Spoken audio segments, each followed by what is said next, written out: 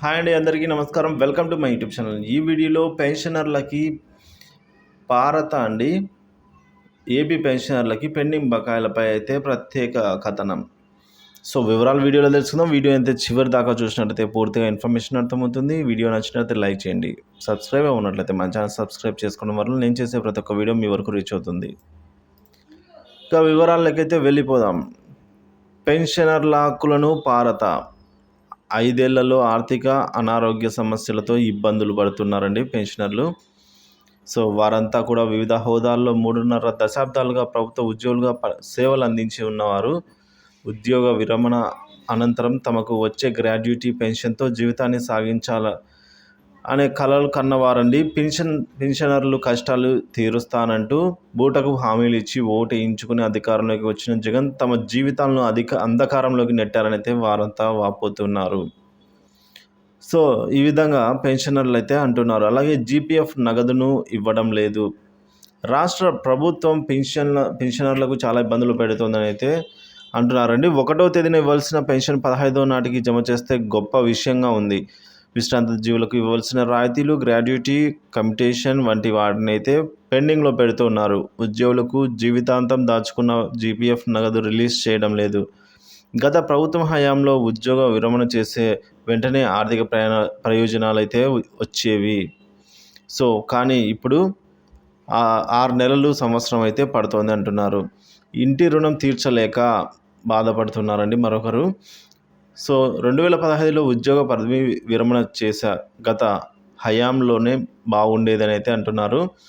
2019లో కొత్త ప్రభుత్వం వచ్చాక పెన్షనర్లకు ప్రయోజనాలు, అరియర్స్ లేవు. మెడికల్ బిల్లులు విడుదల కావటం లేదు. గతంలో ఉండగా ఇంటి నిర్మాణం రుణం తీసుకోవడం వల్ల సో పెన్షన్ సక్రమంగా రాకపోవడంతో గృహ నిర్మాణం పెండింగ్లో పడిపోయింది. సిబిల్ స్కోర్ తగ్గిపోయింది.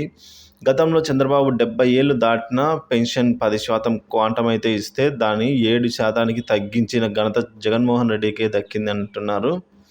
బకాయిలు పేరుకోపోయాయి. సో ఈ ప్రభుత్వంలో 27% పీఆర్సీ ఇంటీరియం రిలీఫ్ ఐఆర్ ఇస్తే దేశంలో ఎక్కడా లేని విధంగా దాని గురించి తగ్గించి 23% ఫిట్మెంట్గా చేయడం అమానుషంగా పెరుగుతున్న ధరలను అనుగుణంగా క్వాంటమ్ ఆఫ్ పెన్షన్ శాతం పెంచడం, అది పెంచడం మానేసి కోత విధించారు. ప్రతి పెన్షన్దారు 2.5 లక్షల నుంచి 3 లక్షల వరకు బకాయిలు పేర్కొని పోయి ఉన్నాయి. సో 1వ తేదీన పెన్షన్ జమ కావడం లేదు.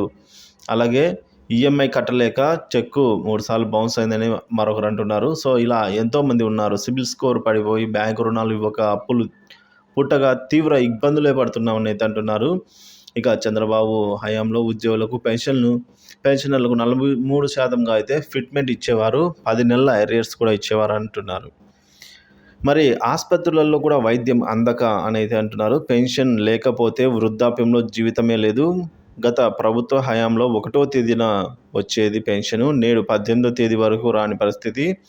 ఈహెచ్ఎస్ కింద ప్రీమియం చెల్లిస్తూ ఉన్న ప్రభుత్వం వాటా విడుదల చేయక ఆసుపత్రులలో వైద్యం అందక ఎంతోమంది పెన్షన్దారులు మృత్యువాత పడుతూ ఉన్నారంటున్నారు. సో ఆసుపత్రులకు వెళ్తే డబ్బులు చెల్లించి వైద్యం చేయించుకోవాల్సిన పరిస్థితి ఇప్పుడు ఏర్పడింది, అన్ని వసతులు ఉండి కూడా. సో ఈ విధంగా పెన్షన్ సకాలంలో అందక మందులు కూడా కొనలేని దుస్థితిలో ఉన్నామని పలువురు పెన్షనర్లు అయితే ఈ విధంగా వాపోతూ ఉన్నారు.